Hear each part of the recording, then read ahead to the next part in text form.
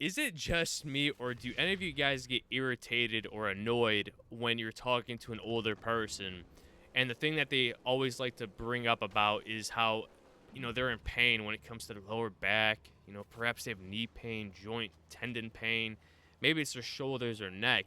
But it's always a common denominator in a lot of these situations, right? Perhaps you're at a family function where there's a lot of, old people gathering about, celebrating who knows what. Maybe you're talking to your friends and their grandparents are there and you're having a conversation with them, and you can start the conversation, seeing how life is going, this and that. But usually when the conversation is about to end, they always tell you, enjoy these young moments, because when you get old it sucks. The lower back pain, the knee pain, all of it fucking sucks. And in my mind, I'm just saying, like, wow. So you're telling me the worst aspect of getting old is the pain that is associated with your joints and your tendons when it comes to your lower back or your knee, right? Meanwhile, they overlook the fact that, okay, yes, while they say that you should be grateful that you're healthy now, they overlook the fact that they've lived decades without having some sort of, debilitating illness. And they still don't, right? When you get older, you're perhaps going to face high blood pressure or low blood pressure, and that's just a natural process of things as your body, wears and tears and ages throughout time. It's something that's expected, okay? But they overlook the fact that they don't have a chronic illness that is so debilitating to them that they would rather, be ended a lot sooner than later, if that makes sense. Because you're having kids nowadays, being diagnosed with cancers in childhood that they had no control over. They have genetic factors, or perhaps they were just so unlucky that their body, just added these bad cells to them because of just unluck, right? And they have to deal with that, go through the whole process, and hopefully make it out of it. And then you have other people who are diagnosed, whether it's in childhood, maybe they're in their teens or young adult stages of life, who are diagnosed with multiple chronic illnesses or conditions that are so debilitating to them that when they're in a flare up, it almost feels as if they are dying, but they are not. And that's the issue with chronic illness. I could get into another video. But it just pisses me off so much that these old people, they don't really look at those things because they haven't experienced it themselves. They don't get an understanding that, hey, you had a family member who is really sick. They'll tell you some of the most nonsensical things, such as, oh, did you try a carnivore diet? Did you try a vegetarian diet? Like, no, just shut the hell up. These things do not have cures unless it is a specific condition or illness, right? Certain illnesses, whether it's cancers, you can have those cured, and hopefully they do get cured, right?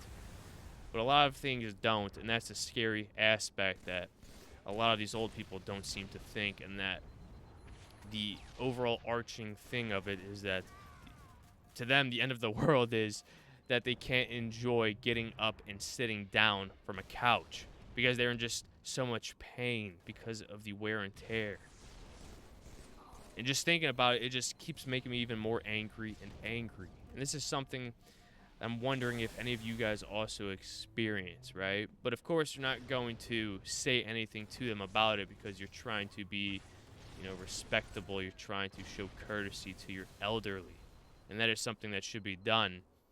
But perhaps, their ways of thinking needs to change through external influence, I guess, right? But still, to me, they still overlook the fact that they've been given so much time, right? Because you have a lot of people, especially young people, that you're not going to hear about it, right? If you're in the healthy population, you're not really hearing about these things, but there's a lot of tragedies that befall young people, as I mentioned before, with illnesses.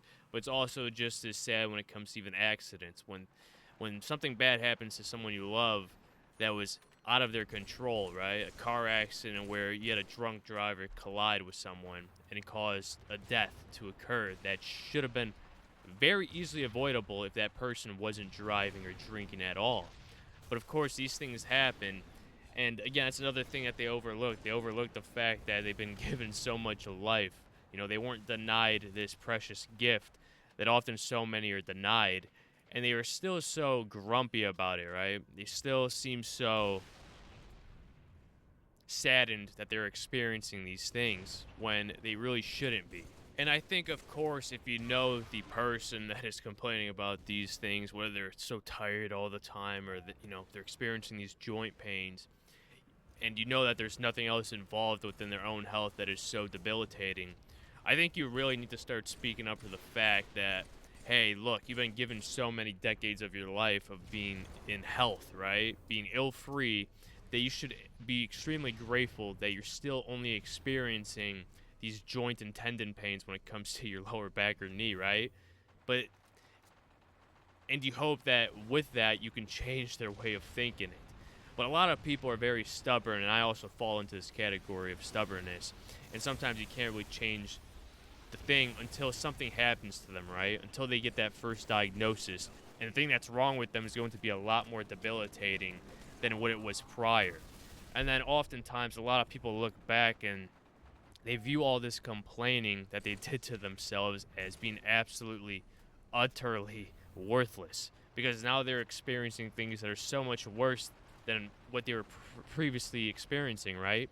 And it causes this sort of downhill notion that, like, oh my god, things can get worse and things are probably going to get worse until I finally die. But seriously speaking, the older generation seriously needs to become a lot more grateful if they're only experiencing those tendon pains.